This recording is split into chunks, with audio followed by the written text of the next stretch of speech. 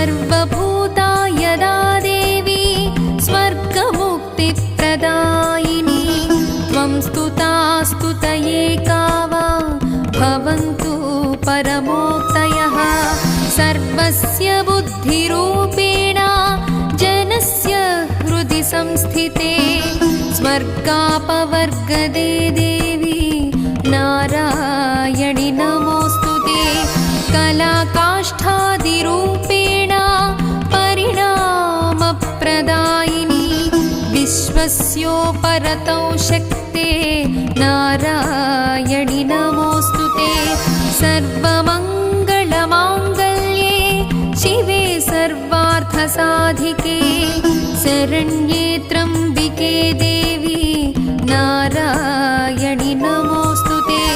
सृष्टिस्थितिविनाशानां शक्तिभूते सनातनी गुणाश्रये